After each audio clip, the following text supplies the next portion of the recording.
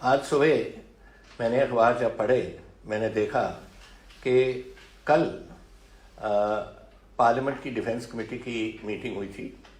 ये defence committee हर ministry के साथ एक डिफेंस पार्लियामेंट की कमेटी होती है, एमपीज उनके मेंबर होते हैं, रूलिंग पार्टी का आदमी उनका चेयरमैन होता है। ये चला आता है।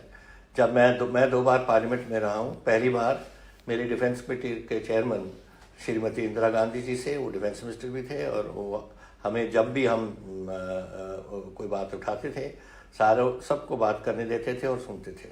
और यही था जो पिछली बार में था।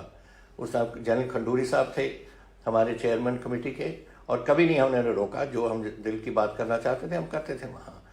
ये जो कल हुआ है, ये तो एक परंपरा जो पार्लियामेंट की है उसको बिल्कुल खत्म करने की आप बात कर रहे हो। देखो, पार्लियामेंट बनाता है पॉलिसी, और पॉलिसीज हैं जो बड़ी बातें हैं।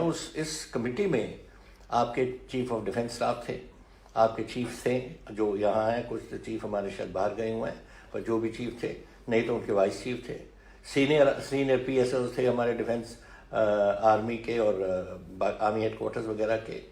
ये एक बहुत बड़े पैमाने की एक डिस्कशन चलनी थी। किस बात पे चलती है?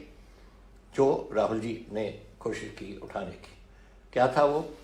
कि जो चाइना का भी पॉलिसी है, उनकी क्या पॉलिसी है, पाकिस्तान की क्या पॉलिसी है, जो हमारे जवान आज लद्दाख की ठंडी पहाड़ियों में बैठे हैं, उनका खाना क्या है, उनके कपड़े कैसे हैं, उनका सहने की जो बातें हैं, हथियार जो हैं, हथियार हमारे और एमिनेशन वगैरह जो डिफेंस को जो पॉलिसी बनाती है पार्लियामेंट, उसके बारे में बात की। यहाँ बात कर रहे थे कि बटन क्या होंगे, बैजेस ऑफ रैंक क्या होंगे, वर्दियाँ क्या होंगी, ये क्या माहौल बना रखा है इसका? वो क्या डिफेंस MPs का काम है? ये आर्मी हेडक्वार्टर का काम है, एयर हेडक्वार्टर का काम है, नेवल हेडक्वार्टर का काम है। वो अपनी बातें देखें।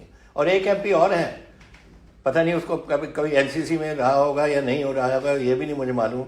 और वो कहता है कि तीनों सर्विसेज की वर्दी एक ही बना दो। कभी ऐसे लोग जो आते हैं इस कमेटी में थोड़ा सा तो पढ़ के आए।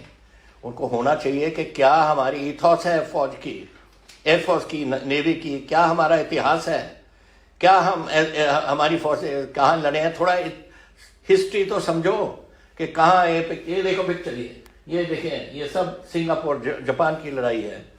और ये जो बातें हैं, आते हैं और समझते हैं कि हम जो मर्जी वहां कह के चले जाएं। मुल्क का सोचो, हमारी फौजों का सोचो, हमारी डिफेंस सर्विसेज का सोचो। वो बेचारे वहां लड़ रहे हैं, वहां बैठे हैं। कोई दिन निकलता है जब कोई हमारा जवान शहीद नहीं होता कश्मीर की पहाड़ी में।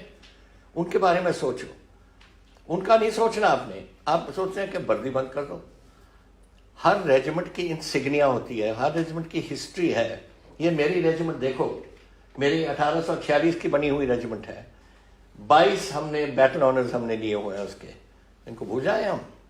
क्या किस्म की आप, मुझे समझ नहीं आती कि आप ये लोग हैं जो पॉलिटिशियन इसमें बैठे हैं, जिनको कोई हिस्ट्री का थोड़ा सा भी नहीं पता और डिफेंस सर्विस का कुछ नहीं पता। राहुल जी ने बिल्कुल सही कहा, और मैं आपको कहता हूं कि आज के दिन जो ये बात सुनेंगे, राहुल जी की स्पीच भी सुनेंगे, उनके बारे में भी सुनेंगे, और मैं जो बात कर रहा हूँ सुनेंगे।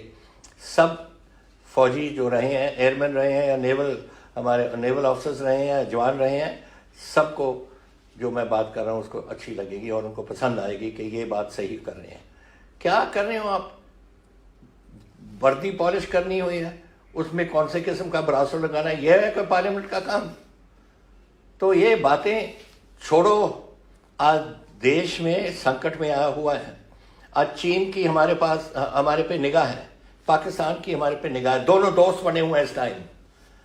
और आप उनकी बड़ी बातों सोचने के बजाय, हथियार के बजाय, जो बाकी चीज़ें फौज को चाहिए, नेवी को चाहिए, एयरफोर्स को चाहिए, उनके बजाय आप छोटी छोटी बातों पे आ जाते हैं। और फिर जो उठाना चाहता है कोई, इसका हर मेंबर का हक है कि उठा के अपनी बात करे।